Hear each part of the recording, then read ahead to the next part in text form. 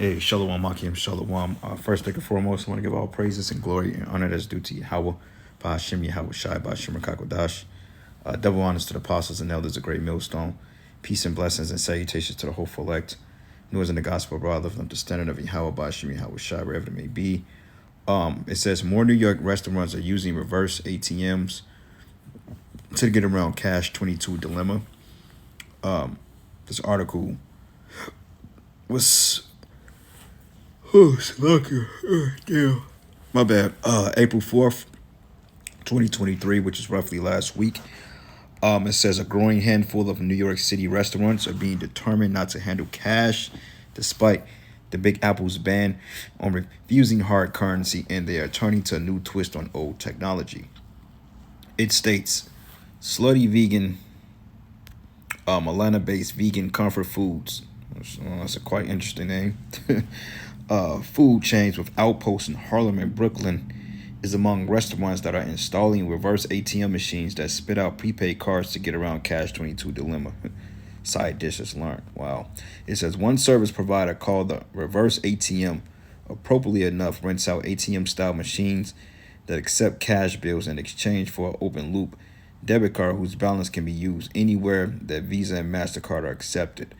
As an executive at the reverse ATM, whose clients range from fast food eateries to large sporting venues like Madison Square Garden, told Side Dish the customers are never charged a fee for the debit cards. That convenience. It says restaurant Stratus Morforgan, founder of the Brooklyn Dumpling Shop, says he is currently talking to the reserve ATM machines to his eateries, especially in his East Village location, which is open all night on weekends. It says cash is dirty, and we realized this during the pandemic, but it is not safe for our staff to have cash registers filled with cash. Oh, wow. Now, right? We've been using cash since what? Fucking 1800s? Early 1900s? Cash has been around.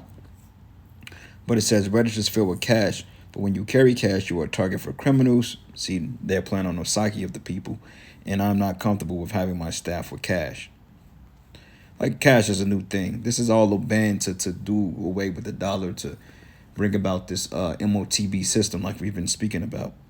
Okay, so it says a New York council, however, passed a cashless ban in November 2020 at the height of the you-know-what, out of concern for hundreds of thousands of New Yorkers who don't have bank accounts or simply prefer to pay in cash. And the reason why they're doing that is because when you pay in cash, you can't track the purchases versus paying with a debit card. It says a crackdown soon followed, spurring fines in business that have skirted the law, including an upscale ice cream parlor, Van Leeuwen, a popular Bushwick pizza joint in Roberta's. It says it's also helped spark interest at the reverse ATM idea.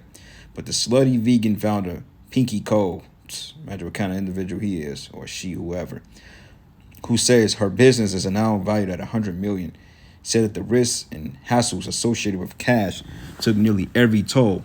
But she stated that in September 2018, with a single food truck in Atlanta with just 3 items on the menu, burgers, pies, and fries. It says, but we were approximately making $15,000 to $20,000 a day with 5 to 6 hour lines. And sometimes we've had to have security because we were dealing with so much cash, Cole said. It says one time we stepped out in the car for 2 minutes and somebody jumped in and stole it. So you see, they're providing a narrative as to why they have to do away with this cash thing. Because it says an additional sticky finger employees and the risk of IRS audits. Cole said that she wants to avoid spreading germs through money. That's literally dirty. Get the fuck out of here, man. The fact that you breathe in air that's contaminated, you know what I'm saying? You touching doorknobs, you getting in your vehicle, okay? You know, you're dealing with all types of germs. So touching cash ain't killed nobody yet. That's just a ploy so you people can give over your rights, because they know you people in America are stupid enough to fall for the bullshit, man. You know what I'm saying? They know that you're dumb enough to fall for that madness. So they're going to push this on you. Okay, so like I said, cash used to say cash is king. Now, shit, you're right. You know, you get caught with cash, it's like damn near catching a case. But like I said, man, this is just basically to get you people to be pretty much fascinated with this new system that they're currently brewing up. Okay, it's all a play on the mind. Okay, a play on your civil freedoms, which, We specify that will happen. Like you got guys out there that say, "Oh, you guys always talking about the MOTB." Well, we're gonna continue to talk about it because it's prophecy. Okay, so this is the book of Isaiah 62:6. It says, "I've set watchmen upon thy wall, watchmen upon thy walls, O Jerusalem." And watchmen is plural, meaning more than one. It says, "Watchmen on thy walls, O Jerusalem, which should never hold their peace day nor night. Yet that make mention of the Lord, keep not silence." So Yahweh Shai told us not to keep silence. He told us to continue to speak these things and to declare the end, because we are literally in a time that Yahweh Shai is getting ready to set up the kingdom of heaven. Finally, after so many years we've been without our power, the Lord is getting ready to bring this prophecy to pass. Okay, Habakkuk 2:1. It says, "I will stand upon my watch, and what's our watch? The prophecies." Okay, teaching the word to Israel. "It set me upon a tower." A tower is a high plateau that you can oversee in impossible invaders invading the fortress or the cities. That's why you set on a watchtower, so you can see the impending danger. Okay, and spiritually we on that high tower. It says, "I will watch to see what he will say unto me, and what should I answer when I am reproved." Okay, and the Lord answered me and said, "Write the vision, make it plain upon tables, that he may run and read it." It says, "For yet the vision is yet for an appointed time, but at the end it shall speak and not lie." Okay, it's not lying. And this is ample proof that the mark of the beast prophecy is soon to come to pass. Okay, and what proves that is because they're clipping videos. They took a video off this channel. I want to say I may have done about a year and a half ago, 2 years, maybe 3, going into the MOTB, and basically they itemized it on the C19, which clearly I didn't even make mention of the shit, which shows you that this biased platform that we're doing the videos on, they're biased towards the men of the Lord, man. But it's all good, because whatever you do, the prophecies are gonna still come to pass. It says, "And not lie, though it tarry, wait for it, because it will surely come, it will not tarry." Hey, 3 months, more than likely they're getting ready to set up this new digital system, Fed Now program. Okay, no coincidence that this guy from WhatsApp got knocked off last week.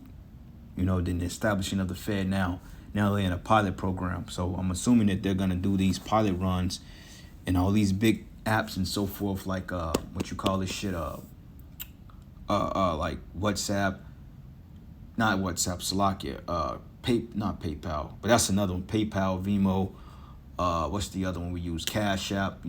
People like that, the CEOs of these companies, don't be surprised if they're not playing ball with the elites. They end up dropping dead or dying for some type of freak accident, because Esau Edom is getting ready to merge this system into the New World Order. Okay, Sirach 39:1. "But he that giveth his mind to the law of the Most High, and is occupied in the meditation thereof, will seek out the wisdom of all the ancient, and be occupied in prophecies," man. That's why the scriptures have the book of the prophets, the major prophets, which is the 4 major prophets, which is Isaiah, Ezekiel, Jeremiah, and Daniel. Those are the 4 major prophets. And then you got the minor prophets, followed by Obadiah, Habakkuk, Zephaniah, Zechariah, Joel, Amos, Haggai, and they're just to name a few of the minor prophets. Jonah, those are considered the minor prophets, which I believe it was 12 minor prophets and 4 major prophets, if I'm not mistaken.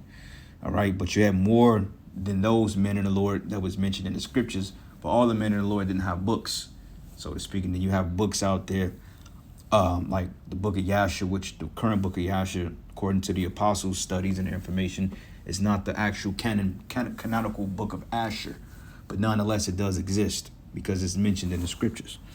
All right, but it says he would keep the sayings of renowned men, and where subtle parables are, he would be there also. Okay, and the parables are basically sentences or sayings that mean other things. Okay, basically speaking in code, which is the prophecies that the men of the Lord didn't understand at that time.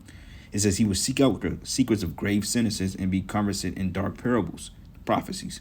And he should serve among great men and appear before princes, and he would travel through strange countries, for he have tried the good and the evil among men, doing the work of evangelists, traveling, doing the work of the Most High, etc. But anyway, end it there. Nothing too much. Giving all praises and glory and honor that's due to Yahweh Bashim Yahweh Shai. And with that, Shalom and a Baba Ball. Shalom.